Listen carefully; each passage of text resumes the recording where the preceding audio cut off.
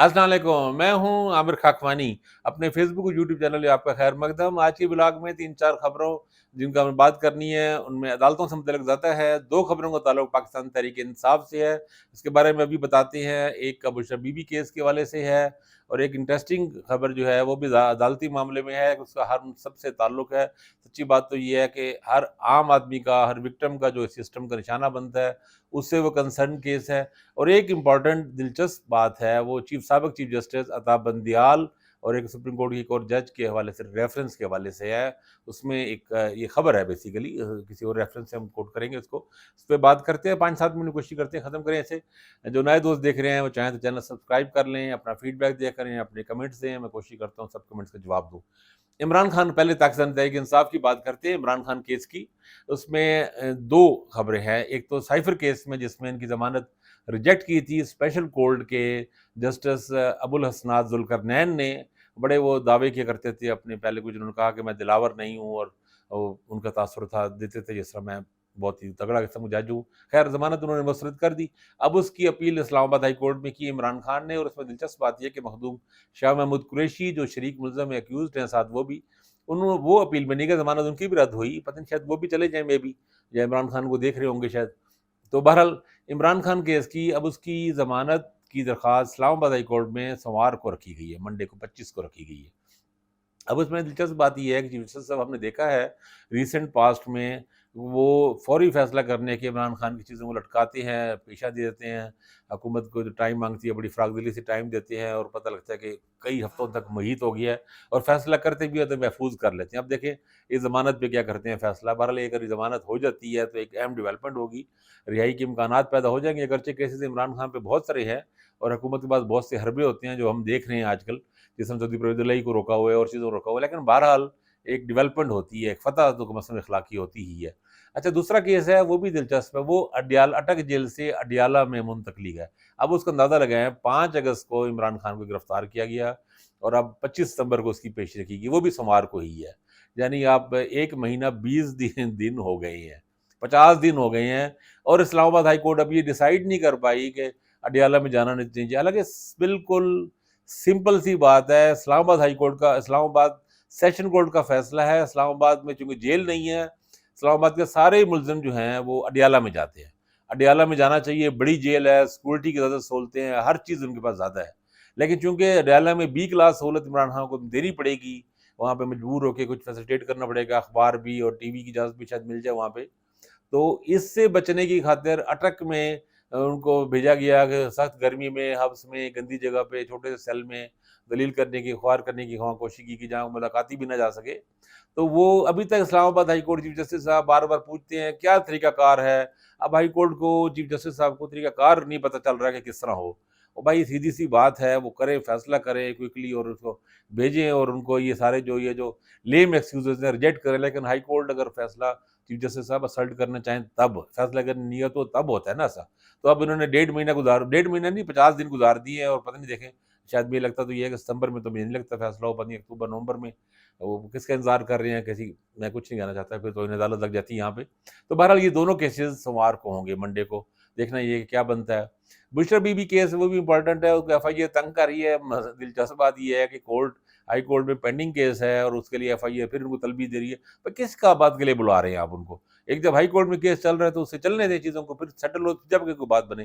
तो जस्टिस बाबर सार ने खरा इसमें उनसे जवाब तलब किया कि आप बताएं कि भाई, क्यों बुला रहे हैं? जब उनको अदालतों में इनके केस ज़ेर समाअत है, तो आप कादी दोनों जलती है, यानी जिस तरह कहते हैं ना कि भाई, आप किसकी तहकीकात करना चाह रहे हैं? हाई कोर्ट में अदालतों में केस है, चलने दें। तो खैर, उन्होंने बुलाया है उसमें। ये भी एक मैं तो समझता हूँ डेवलपमेंट अहम है। एक जो अहम केस, अभी एक दरख़्वास्त, अभी आपने देखा होगा 2-3 दिन पहले भी ऐसा हुआ। एक सीनियर सहाफ़ी हैं, बड़े अच्छे आदमी, खालिद जमील साहब, वो एबीएन चैनल है उसके ब्यूरो चीफ थे, काफ़ी अखबारों में रहे हैं दुनिया में, नवाब वक्त में, रोई टीवी में भी रहे, और अच्छे, यानी अच्छी साख रखने वाले शरीफ ईमानदार आदमी समझे जाते हैं, अच्छे जर्नलिस्ट हैं।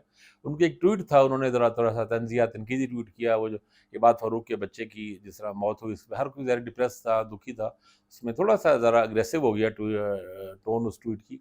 बहरहाल उसको एफआईए साइबर क्राइम ने पकड़ा, लेकिन उसके बाद ज़्यादा अफ़सोसनाक बात ये हुई कि उनकी तस्वीर रिलीज़ की गई सोशल मीडिया पे, साथ वो एक स्लेट जिसमें सारा उनका नाम लिखा हो। इस तरह ना आप देखते होंगे, हम ड्रामा फ़िल्मों में देखते हैं अमरीकी जेल के कैदी या जो बहुत कन्विक्टेड होते हैं या क्रिमिनल गंदे किस्म के, उनके इस तरह के चलते हैं। वो उस तरह की ये एफआईए कर रही है मुसलसल, जिनको पकड़ती है उनको पकड़ के उनकी एक सोशल मीडिया में एक बाकायदा तस्वीर रिलीज़ करते हैं कि ये अब नाम और बल्दियत और ये केस उस पे है। तो वो एक साहब गए हैं वहाँ पे हाई कोर्ट में, उसमें उन्होंने कहा कि जनाब ये तो बड़ी तौहीन है और ये एक सेल्फ रिस्पेक्ट की, तो इज़्ज़त नफ्स की तौहीन है, और बात ये तो सिर्फ़ मुल्ज़िम है और आगे बरी हो जाए। अभी तो केस अदालत में भी नहीं गया है, एफआईए तहकीक कर रही है और उसपे कैसे वो, अभी इल्ज़ाम है सिर्फ़, इल्ज़ाम में बरी हो जाए। तो फिर ये जो सारा इसकी तौहीन और तस्वीर, ये तस्वीर तो उसकी सालों चलती रहेगी। तो ये किस बुनियाद पे आप कर रहे हैं? किसको ये इख्तियार दिया? क्या खैर इस्लामाबाद हाई कोर्ट ने उसको तलब किया जवाब 2 हफ्तों में। देखें क्या करते हैं। हाई कोर्ट को तो इस पे असल्ट करना चाहिए और कहना चाहिए कि ये जो तरीका ख़त्म करो, ये क्या तरीका है भई? आप जब किसी पे अभी तो कुछ साबित ही नहीं हुआ, अभी सिर्फ़ मुल्ज़िम है, तो आप कहाँ के उसके मुजरिमों की तरह उसकी एक चार्जशीट बना के, या तो ये ना कि कोई बहुत ही कोई इस तरह क्रिमिनल केस है, इस तरह के मर्डर में, कोई रेप में, कोई डकैती बड़ी हुई है, कोई इस तरह के जो नोन किस्म के मुजरिम हैं, बदनाम मुजरिम हैं, उसके पीछे पुलिस लगी हुई है अरसे से और उनको पकड़ लिया है किसी क्रिमिनल को, तब भी उससे कुछ थोड़ा-सा, अगर तब भी नहीं होना चाहिए, लेकिन चले कुछ बात समझ आती है, उसके बेशुमार केस हैं, इश्तिहारी हैं ये लोग। वो एक बिल्कुल एक साइबर क्राइम केस है जो ऐन मुमकिन है, कभी इम्कान आते हैं कि वो आगे जस्टिफ़ाई कर लें और अदालत उनको बरी कर दे। तो अल्लाह खैर सलाह, तो आप कहाँ से उससे कर रहे हैं? खैर वो भी एक मैं समझता हूँ अहम है ये मामला और मफ़ाद आमा का है। हर एक का है, सिविल सोसाइटी को सपोर्ट करना चाहिए और वकला तंज़ीमों को भी इसमें शामिल होना चाहिए। ये मामला ख़त्म करना चाहिए। एक इम्पॉर्टेंट खबर, कोल्ड रिपोर्टर हैं इमरान वसीम, व्लॉगर भी हैं, उन्होंने इंकशाफ किया है, उन्होंने अपनी स्टोरी दी है, एक्सक्लूसिव स्टोरी दी है कि साबिक़ चीफ जस्टिस अताब बंदियाल और जस्टिस एजाज़ुल एहसन जो सीनियर जज हैं, 3 सीनियर जजों में आते हैं, सीनियरिटी नंबर 3 पर हैं इस वक़्त, उनके खिलाफ रेफरेंस कुछ अर्सा पहले अताब बंदियाल साहब के दौर में हुए थे और जस्टिस मुनीब अख्तर पे भी हुआ था। असल में ये एक तरह की प्रेशराइज़ करने की उसे टैक्टिस थी पीडीएम हुकूमत की, मुख्तलिफ बार की तरफ से, मुख्तलिफ लोगों की तरफ से दरख़्वास्त भेज दी जाती है कि जनाब ये रेफरेंस है। इटसेल्फ ज़ाहिर है वो रेफरेंस नहीं होता उस तरह का, लेकिन वो सुप्रीम जुडिशल काउंसिल के लिए भेजी गई, फिर जवाबी तौर पे काज़ी फ़ायज़ी साहब और सरदार तारिक मसूद साहब वगैरह के खिलाफ भी भेजी गई थी खैर। खैर वो जो बंदियाल साहब ने, इमरान वसीम ने दावा किया है कि बंदियाल साहब के दौर में ये सारी चीज़ें सीनियर जज जस्टिस तारिक मसूद के पास चली जाती थी ताकि वो इसको देखें, अगर किसी में कुछ शवाहिद हैं, कुछ ठोस एविडेंसेस हैं, तो फिर आगे इस पे इजलास हो और सुप्रीम जुडिशल काउंसिल उसे टेकअप करने की बात हो या कुछ हो। तो उनका कहना ये है कि ये दोनों रेफरेंस खारिज कर दिए गए। ये रेफरेंस या दरखास्तें जो भी कहें तारिक मसूद साहब ने जस्टिस एजाज़ुल एहसन और जस्टिस चीफ जस्टिस अताब बंदियाल के खिलाफ, ये बेकार है, इसमें कोई शवाहिद नहीं, कुछ बोगस थे, इनको फारिग कर दिया। ये इसलिए से अहम है कि मियाँ नवाज़ शरीफ साहब जो एहतसाब लेने का और जो जजों को निशाना इबरत बनाने का अज़ाइम रखते हैं और उसका ऐलान भी कर चुके हैं, उसमें जस्टिस एजाज़ुल एहसन भी शामिल हैं, हाज़िर सर्विस जज जो हैं, और रिटायर्ड चीफ जस्टिस अताब बंदियाल भी शामिल हैं। तो मियाँ साहब को कोई इत्तला दे दे लंदन में कि वो जो रेफरेंस थे, जो बोगस रेफरेंस या दरखास्तें, वो तो खैर से खारिज हो गई है। तो आप कोई नया प्लान बनाएँ आप जस्टिस एजाज़ुल एहसन को घेरने के लिए, और वो करेंगे यकीनन। मियाँ साहब इंतकाम उनके अंदर कूट-कूट के भरा हुआ है और बड़े वो इंतकाम परवर समझे जाते हैं और लोगों का मशहूर है उनके बारे में कि उनके दिल में किसी के लिए कोई दिल मैल आ जाए तो वो जाता नहीं है। तो वो लेकिन अब उनको कुछ नया कुछ करना पड़ेगा, पिछले दोबारा खारिज हो गए केस। तो अब तक के लिए इतना ही, फिर देखिए कल बात भी करेंगे, लेकिन मंडे को ख़ास तौर पे जो भी केसेज़ होंगे तो इंशाल्लाह उससे बात करेंगे। अपना ख़्याल रखिएगा। अल्लाह हाफ़िज़।